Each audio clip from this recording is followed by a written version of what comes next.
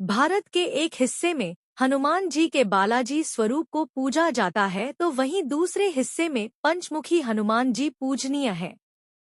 सनातन धर्म में हनुमान जी सबसे ज्यादा पूजनीय देवताओं में से एक हैं। मंगलवार का दिन हनुमान जी को समर्पित है। भारत में हनुमान जी के अलग अलग रूपों की पूजा की जाती है, जिनका अपना अपना महत्व है। आइए जानते हैं कि किस स्वरूप के साथ क्या मान्यता जुड़ी हुई है।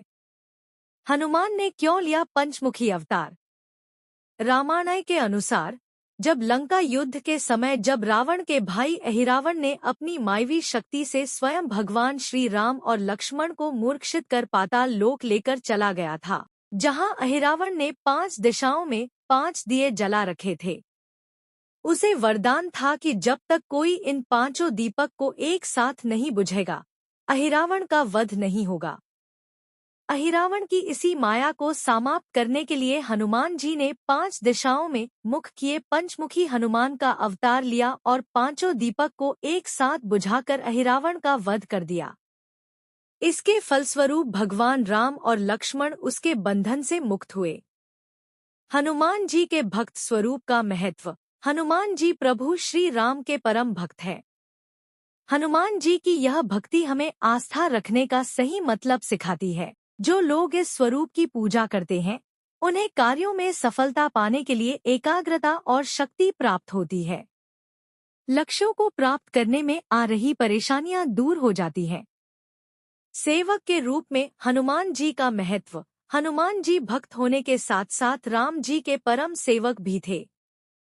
ऐसा कहा जाता है कि हनुमान जी आज भी एक सेवक के तौर पर भगवान श्री राम की अयोध्या की निगरानी कर रहे हैं। इस स्वरूप की पूजा करने पर भक्त के मन में कार्य और रिश्तों के प्रति सेवा और समर्पण की भावना जागती है। सेवक हनुमान के स्वरूप में भगवान राम के चरणों में हनुमान जी बैठे हुए हैं और श्री राम उन्हें आशीर्वाद दे रहे हैं। हनुमान जी अपने साहस और पराक्रम से कई राक्षसों को नष्ट किया और श्री राम के कई कामों को सिद्ध किया। वह अपने बल से पूरा पहाड़ उठा लाए थे और इसी बल के कारण पूरी लंका में आग लगा दी थी। बल, पराक्रम और साहस की प्राप्ति हनुमान जी के इस स्वरूप की उपासना की जाती है। वीर हनुमान स्वरूप की पूजा मात्र से व्यक्ति का आत्मविश्वास बढ़ता है।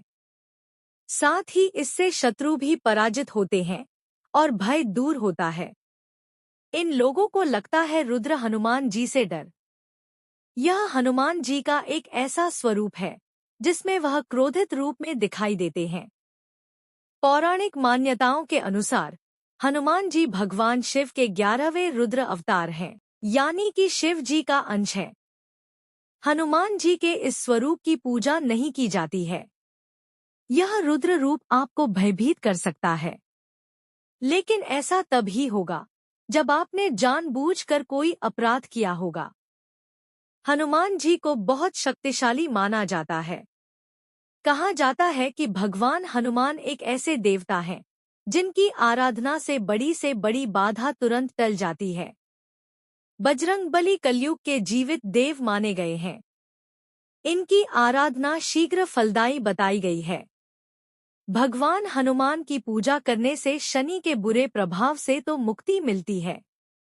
मान्यता है कि हनुमान जी अपने भक्तों की सारी पीड़ाएं और संकटों को दूर करते हैं। भगवान हनुमान का मात्र नाम लेने से ही बड़ी से बड़ी परेशानियां दूर हो जाती हैं। कहा जाता है कि हनुमान जी के नाम मात्र का उच्चारण करने से ही व्यक्ति सांसारिक सुखों को प्राप्त करता है। हनुमान को बजरंगबली, अंजनी पुत्र, पवन पुत्र, राम भक्त जैसे अनेकों नामों से जाना जाता है। लेकिन क्या आप जानते हैं कि मारुति नंदन का नाम हनुमान कैसे पड़ा? पौराणिक कथा के अनुसार हनुमान जी के बचपन का नाम मारुति था। एक दिन मारुति नंदन अपनी निद्रा से जागे और उन्हें तीव्र भूख लग गई। उन्होंने पास के एक वृक्ष पर लाल पका फल देखा, जिसे खाने के लिए वे निकल पड़े। दरअसल मारुति जिसे लाल पका फल समझ रहे थे वे सूर्यदेव थे। वह अमावस्या का दिन था और राहु सूर्य पर ग्रहण लगने वाला था, लेकिन वे सूर्य को ग्रहण लग पाता उससे पहले ही हनुमान जी ने सूर्य को निगल लिया। राहु कुछ समझ नहीं पाए कि हो क्या रहा है। उन्होंने इंद्र से सहायता मांगी। इंद्रदेव के बार बार आग्रह करने पर जब हनुमान जी ने सूर्यदेव को मुक्त नहीं किया तो इंद्र ने वज्र से उनके मुख पर प्रहार किया, जिससे सूर्यदेव मुक्त हुए। वहीं वज्र के प्रहार से पवन पुत्र मूर्छित होकर पृथ्वी पर आ गिरे और उनकी ठुड्डी टेढ़ी हो गई। जब पवन देवता को इस बात की जानकारी हुई तो वे बहुत क्रोधित हुए। उन्होंने अपनी शक्ति से पूरे संसार में वायु के प्रवाह को रोक दिया, जिसके परिणामस्वरूप पृथ्वी पर जीवों में त्राहित्राही मच उठी। इस विनाश को रोकने के लिए सारे देवगण पवन देव से आग्रह करने पहुंचे कि वे अपने क्रोध को त्याग पृथ्वी पर प्राणवायु का प्रवाह करें। सभी देवताओं ने पवन देव की प्रसन्नता के लिए बाल हनुमान को पहले जैसा कर दिया और साथ ही बहुत सारे वरदान भी दिए। देवताओं के वरदान से बालक हनुमान और भी ज्यादा शक्तिशाली हो गए, लेकिन वज्र के चोट से उनकी ठुड्डी टेढ़ी हो गई, जिसके कारण उनका एक नाम हनुमान पड़ा।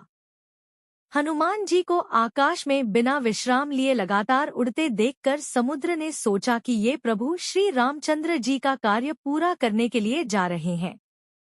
किसी प्रकार थोड़ी देर के लिए विश्राम दिलाकर इनकी थकान दूर करनी चाहिए। उसने अपने जल के भीतर रहने वाले मैनाक पर्वत से कहा, मैनाक, तुम थोड़ी देर के लिए ऊपर उठकर अपनी चोटी पर हनुमान जी को बिठाकर उनकी थकान दूर करो। समुद्र का आदेश पाकर मैनाक प्रसन्न होकर हनुमान जी को विश्राम देने के लिए तुरंत उनके पास आ पहुंचा। उसने उनसे अपनी सुंदर चोटी पर विश्राम के लिए निवेदन किया तो हनुमान बोले, मैनाक, तुम्हारा कहना ठीक है, लेकिन भगवान श्री रामचंद्र जी का कार्य पूरा किए बिना मेरे लिए विश्राम करने का कोई प्रश्न ही नहीं उठता। ऐसा कहकर उन्होंने मैनाक को हाथ से छूकर प्रणाम किया और आगे चल दिए। हनुमान जी को लंका की ओर प्रस्थान करते देखकर देवताओं ने सोचा कि ये रावण जैसे बलवान राक्षस की नगरी में जा रहे हैं, अतः इस समय इनके बलबुद्धि की विशेष परीक्षा कर लेना आवश्यक है। यह सोचकर उन्होंने नागों की माता सुरसा से कहा, देवी, तुम हनुमान के बलबुद्धि की परीक्षा लो। देवताओं की बात सुनकर सुरसा तुरंत एक राक्षसी का रूप धारण कर हनुमान जी के सामने जा पहुंची और उनका मार्ग रोकते हुए बोली, वानर वीर, देवताओं ने आज मुझे तुमको अपना आहार बनाने के लिए भेजा है। उसकी बातें सुनकर हनुमान जी ने कहा, माता, इस समय मैं प्रभु श्री रामचंद्र जी के कार्य से जा रहा हूँ। उनका कार्य पूरा करके मुझे लौट आने दो। उसके बाद मैं स्वयं ही आकर तुम्हारे मुंह में प्रविष्ट हो जाऊंगा। यह तुमसे मेरी प्रार्थना है। हेलो दोस्तों, यह कहानी आप लोगों को कैसी लगी कमेंट में जरूर बताएं। वीडियो देखने के लिए धन्यवाद।